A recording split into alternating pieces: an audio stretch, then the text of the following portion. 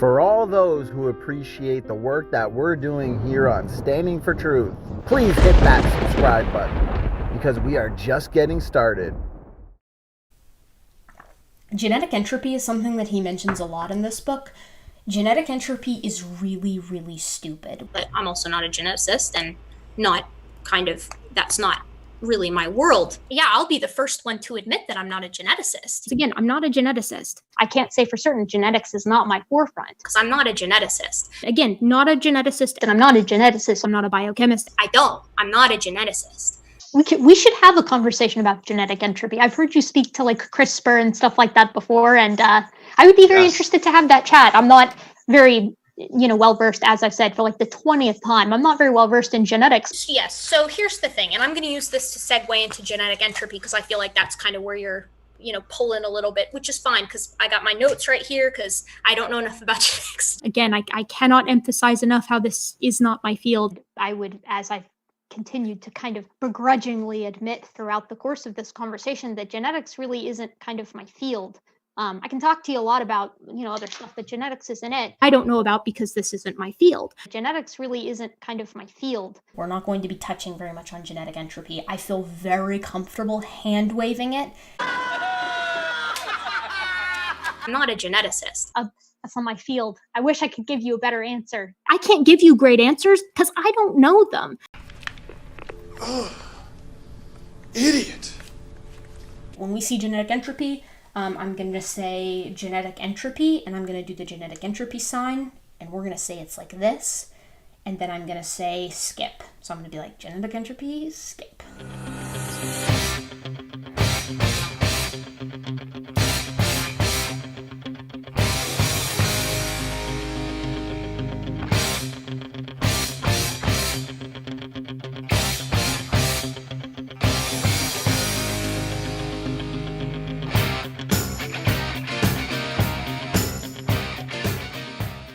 I mean, the evolutionists will often look to gene duplication as a way to add novel information to the genome. But I mean, if I give you a copy of a book that you already own, and then I start introducing typographical errors into the second copy of the book you already own, now you just have a more messed up copy of the original book. So it's just more evidence for genetic degeneration. It comes down to net gain versus net loss. So that ain't gonna help.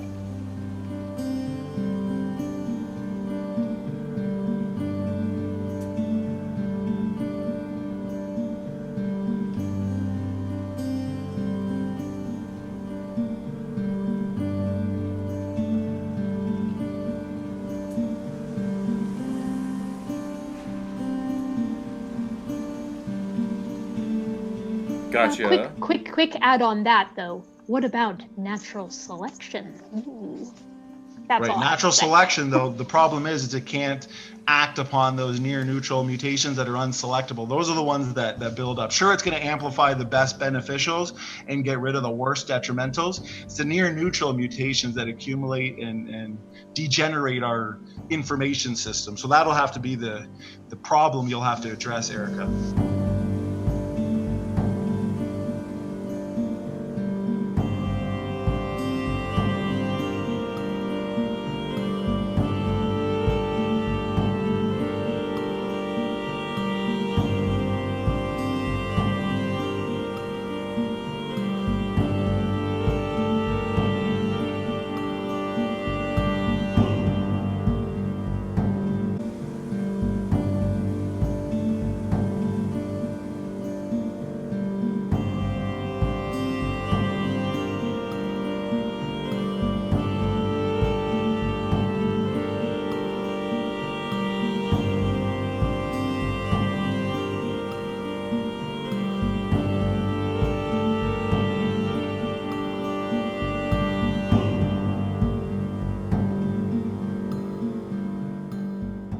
okay, so when it comes to humans, mutation accumulation, we've seen the mathematics, we've seen a number of mainstream journal publications with Mendel's accountant where you can enter any parameter you want. It is the number one program for simulating natural selection, evolutionary mechanisms. You can even throw in super beneficial mutations, and the math and the simulations, what they show is that most beneficial mutations are too subtle anyways to be selected for by natural selection. And even with a few beneficial mutations, okay, that are, say, truly novel, and because oftentimes they'll invoke what's called super beneficial mutations, those still won't counterbalance the damage of mutation accumulation. So in humans, for example, and recombination, are you familiar with Muller's ratchet? Not off the top of my head. Because when it comes to recombination, okay, let's say we're looking at recombination in humans.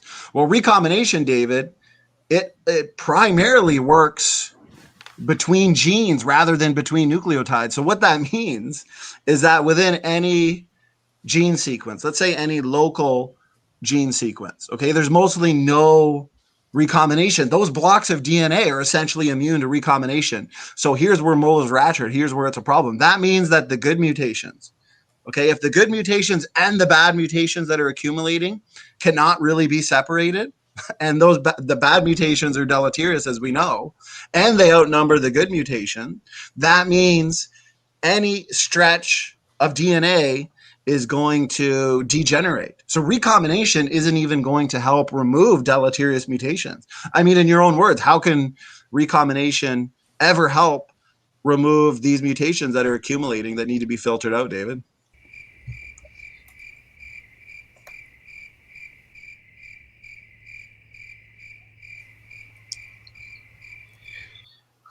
Hi. I can't help you here, David. I don't know anything about biology. Yeah. I'm sorry. I'm just shuffling through notes real quick. I'm sorry.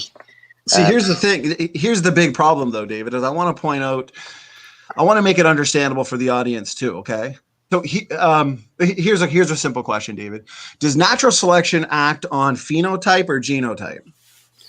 I believe, Father. I'm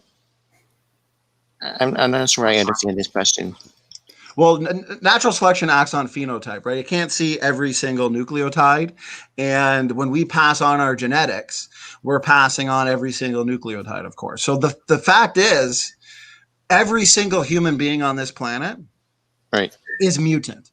Okay. Right. We've all accumulated mutations. So I like to use the example. Let's take a room full of people. Okay. Now let's kill off the most mutant people. Okay. Get rid of the worst. Because that's what evolutionists typically invoke, right? You know, natural selection is going to act upon the worst. Fine. Everybody's mutant. Get rid of the worst then. But now we still have a room half full of people who still have approximately 100 more mutations than who? Than their parents, and 200 more mutations than their grandparents. Now remember, David, if everybody is multiply mutant, and if every generation is then more mutant than the one before it, all selection can do, it's a fine-tuning mechanism. All it can do is slow down the inevitable degeneration by what? Killing off, like I said, the absolute worst of the bunch. But it doesn't do anything to stop these mutations that are accumulating in the population over time. The ones that natural selection can't really see, that population geneticists refer to as effectively neutral mutations. So that's the point. Things are going down, not up. Yeah, you can get rid of the worst, but it doesn't matter. There's still a mutation accumulation problem that population geneticists recognize. So how do you explain that, David?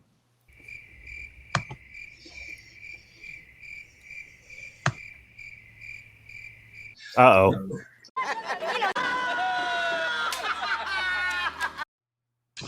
So I wanted to point one thing out too, John.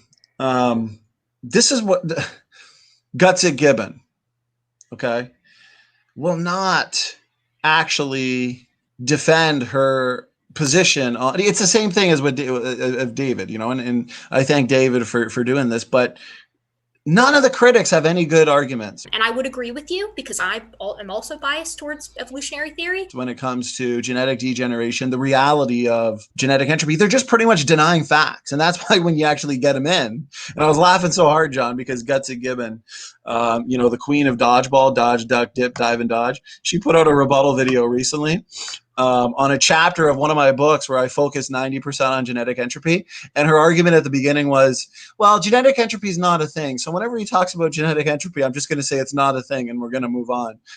Yeah, exactly. Because you can't debunk it. And here's the thing. They don't understand. So her main argument, and this was her argument in a debate with me 6 months ago, the natural selection. Genetic entropy, the answer is selection always selects. Natural selection, it'll solve the problem. If there's enough damage, then it'll deal with it. But yet they still don't understand the fact that most of these mutations being so subtle to fitness, so subtle to the point where they're invisible to selection. You can't invoke selection on these mutations that are only slightly damaging. And this has been figured out. Mathematically, they've never read the papers. Anyways, John, I'm sorry for that rant. Go ahead. Oh no, you're fine, man. I went on a few diatribes tonight. Honestly, I feel bad for David, to be honest. Like it's so obvious that he is stunningly brainwashed and is desperate for evolution and his worldview to be true.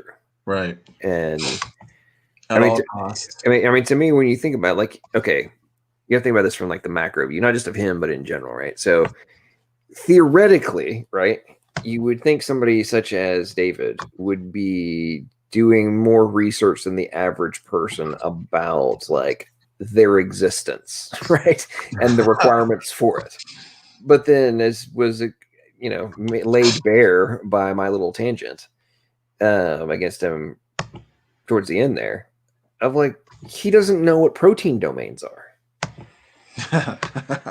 There were so many different components that he didn't know what they were.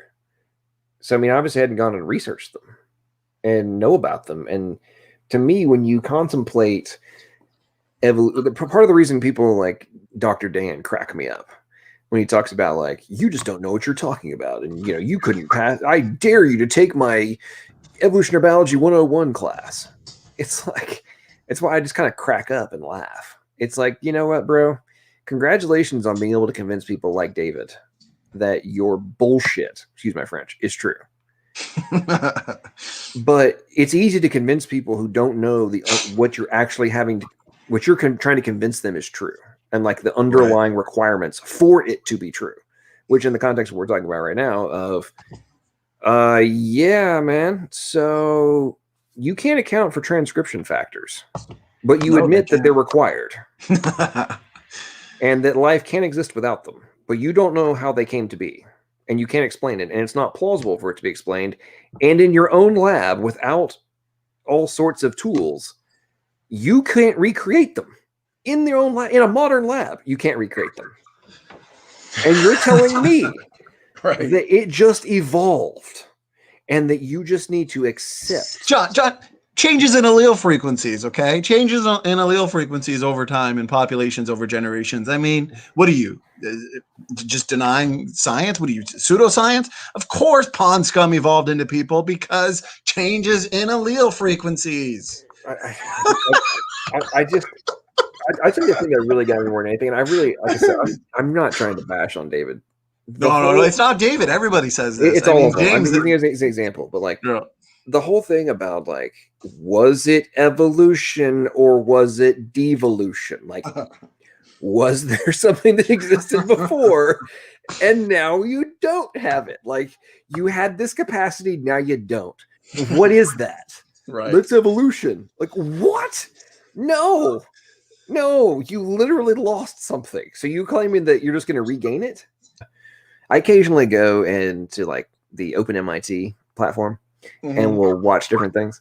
And just for giggles, I was rewatching the one of their lectures on genetic transcription, I think it was. But the professor made the point of and don't forget things like drug-resistant bugs. It's actually errors in reduction in information that changed the shape, which enabled them to avoid the antibody. But they were in the lecture literally making the point, this is not an increase in information; it's literally a decrease. Could you imagine? And it's that's what blows my. Sorry to finish my point. That's what blows my mind about these talking points that we. Right. It's I'm literally watching a lecture from MIT about the subject, and they're literally stating reduction in information. It's a misfold or et cetera, et cetera. And then we come on YouTube and we listen to atheist evolutionary activists running around claiming the literal what is being taught at MIT somehow proves their point, when it's literally the direct antithesis is what's being taught at MIT. What the? I don't know where do I have to go? Are you gonna this is what gets me about Cardinal. I'm dude, I literally challenge you to have the C.O. Jones to go to one of your peers at MIT, at Yale, at Harvard that are on public lecture are stating the exact opposite of what you claim is true. I literally dare you, because but then he'll have egg on his face like this. Yeah, no, it's sorry. It's sorry for my long-winded diatribe there. No, that's good. I yield. No, I've done the same thing. All good points. See, could you imagine being an evolutionist who believes that life came from non-life, and then that first life evolved into a multi-celled organism, into a fish, amphibian, reptile, mammal, bird, monkey, man, and you ask them, what's the best evidence you got? And it's this Dan argument about the SIV. And we did a rebuttal to Dan a while back. There's been no response. And Ramat pointed out that the SIV in chimps that David was pointing to transferred over to humans and became HIV. And apparently the SIV doesn't affect the chimps at all, but in humans it does, and it's bad. Can you imagine being an evolutionist? And that is the best example you have for why pond scum ultimately evolved into people. Bacteria-like organisms evolved into whales, people. I mean, and John, I'll typically just say, fine, have a couple of those. Let's really just say that they're truly beneficial and not reductive. Still hasn't answered the problem of mutation accumulation and genetic degeneration. I don't know. You know what I mean? What are your thoughts? Could you imagine? Is 6.5 million years enough time to account for 1,400 new genes with 35 million nucleotide differences? Right. Well, there was 350,000 generations. Right. Yeah. Right. Okay. So literally, do you understand the number of mutations? Not just mutations that happened. We're talking about beneficial mutations that have to be conserved. They have to become fixated. Right. You have to have all of these fixated mutations that John result in new function. What? Remember, John, and we're giving them the changing allele frequency. We're giving them the conservative number. We're giving them 35 million. When all's said and done, you're looking at roughly 400 million DNA differences. That's it. Evolution's done. I like what Godzilla Freak said here. Lactose indigestion, like destroying a door so you don't need to open it. Beneficial mutation. And this is why. So Erica, completely flop, fail, dodge, duck, dip, dive, dodge all over the place. Evolutionary fitness, right? She thinks we're changing the definition of evolutionary fitness. When in fact, no, they're the ones that don't understand the difference between reproductive fitness and absolute fitness, okay? If you have, let's say, we've used the examples of the blind cave fish or the wingless beetles, okay? A lot of these mutations result in reduction, but not reduction to the point where they can't still have babies. But overall, it's still a downhill process. And they don't want to acknowledge honestly, at this point in modern society, walking around, have you seen the people with children? Yeah, exactly. Okay? If you're going to claim that just because you can reproduce, have you seen the people walking around with kids? Yeah. I'm just saying. There's a lot of defects, birth anomalies, birth defects that are bad, but not bad enough to prevent somebody from having a bunch of kids, and those kids are still going to have the mutation. That's why when I pointed to David, when I pointed, and he's not the only guy I pointed this out to, the analogy with the room full of people, everybody's mutant. Like, for example, everybody in the chat here, all 40 people, you and I, we're all mutant. We've all got mutations, and selection acts on the phenotype. Selection acts on the entire organism. Listen, Okay. y'all. There is no way that male pattern baldness is a positive mutation. Okay. All right. My head shaved because I got that one. So I don't know what to tell you. That is not a positive beneficial mutation. I can't go where it's cold now without a hat. Okay. This is a serious problem. Well, see, here's the thing. Like, here's this comment. I thought only reproductive fitness mattered to natural selection. So natural selection, better understood as differential reproduction. Who's having the most babies? You got to pass on their genes. But here's the thing. There's a lot of mutations that are bad, but they're only slightly bad, slightly harmful. So you can still have kids and yet pass on these deleterious mutations. So reproductive fitness, sure. But when it comes to total functionality, absolute fitness, no, it's still degrading, functionally compromising. That's what we see. They have no answer. And what are your thoughts, John? I mean, reproductive fitness is going to save the day, apparently. Here's the thing that gets me. And this goes back to the core, either just refusal to or the inability to comprehend what we're talking about on a data level, right? Like, you have your computer. Is over time, can you still boot your computer up? Yes or no? Okay, yes, you can. Awesome. Does that mean that it's still as fast as it was when you first bought this stupid thing? Probably not. Is over time, does data get corrupted? Yes, it does. If you put it in, can you still turn the stupid thing on? Can you still use different functions? Yes, you can. Is it still as good as when it was brand new? Obviously, the answer is no. So what the hell do you think is happening with life? Like, this is not exactly a complicated thing to comprehend. No, it's not. I don't understand why. It's pretty sad when the best they got, your Ericas and your Dans, and I'm not even saying they're the best, but it's just so funny that they think just pointing out the fact that reproductive fitness, is what matters in evolution. Like, that's going to solve this problem. I like you said, I like to point to the car. Okay. A big enough problem where the car is not going to work anymore. It's just done, is if randomly the engine jumped into the back seat. Yeah. That's a pretty major problem. That's detrimental. That car ain't going to be driving anymore. Okay. Those are the problems that can be noticed. But here's the thing. All those little rust spots that build up over time, the ones that are essentially invisible to the car, okay? You can still take your car in for frequent oil changes, servicing, change the tires, do whatever, but the car is still eventually going to rust out. It was the best when it came off the line. And it's the same thing with mutations in biological organisms. Yeah, selection will get rid of the worst, but we're still degrading. Go ahead, John. And here's what really pisses me off about the stupidity of these arguments. Okay, so as a dude, as we get older, the sperm in our balls gets less, or it gets corrupted. Like, this is a fact. This is a fact. Okay.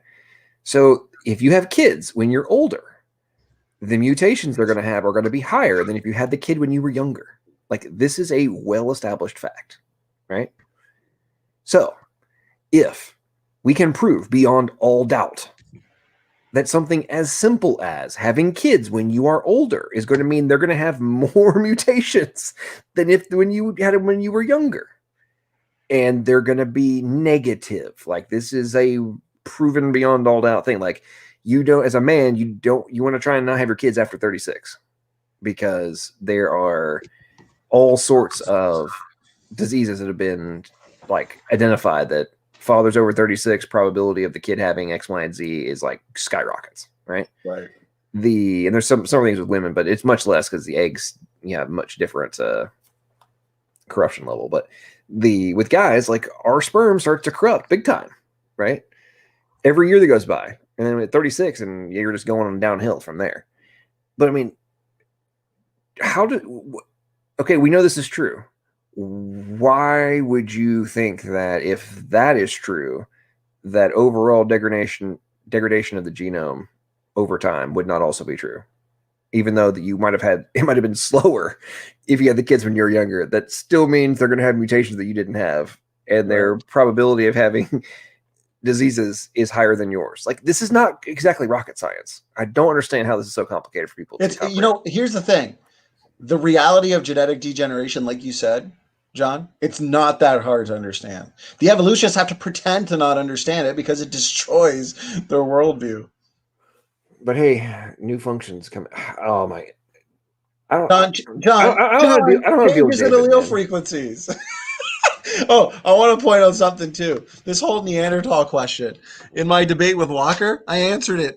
Actually, I'll point out this comment from Graham. We have a near catastrophic number of near neutral mutations. The human race could not survive more than a few hundred more years, few hundred generations. We could not be more than 10,000 years old as a race species. That's true. That's the point. Genetic entropy puts shelf lives on genomes. If we did, okay, it's recognized that if we didn't have modern medicine, we probably wouldn't make it to 40. I mean, this is, or not far past 40. Like, this is a recognized premise. And it was, well, modern medicine and modern nutrition, right? If we didn't have all of the ability to all this food, right? Like, and you think about this, why is there such categorically different ages of death in humans, right? You've got certain demographics that are dying very young and others that are living a long time, right? How can there be this stark difference? Most of it's not just susceptibility to disease. It's either access to different drugs that can stave it off, right? And or a combination of much better nutrition, which enables you to slow down the outcome. But if you remove those things from the equation, we'd be dying young. Very young. So, I mean, this whole premise that we're somehow evolving to get better, it's like, no, we've got better technology. We would be dying. We would be dying younger, you idiots. Like, this is... I pointed that out to Jim Majors, good old Jim Majors, your best friend, John, in our debate, where he said, we're living longer than we ever have. And I pointed out the fact that the average lifespan, has maybe gone up because of modern technology. We're helping each other out, medical intervention, but the maximum lifespan has not gone up. It's actually decreased. So we're not getting better. I mean, think about this just as an example. Like, more women are getting breast cancer. If we did not have massive increases in both the identification of and the treatment of, and just the ability to do a mastectomy, right? Right. There would be a plethora of women that would be dying young. The age of prostate cancer is getting younger, right? Not older, younger. So again, do we have great ability to treat prostate cancer now? Yep. If we didn't, would you die? The answer is yes, right? Same thing with melanoma and like all sorts of different cancers, right? People are getting them younger and younger and younger. So again, if you don't have the treatment, are you going to die younger? Right. If you can't stop metastasis, yes, that is the answer, right? I mean, I know you have a little bit of a background in healthcare. Would you agree with that, what I just said? Yeah, absolutely.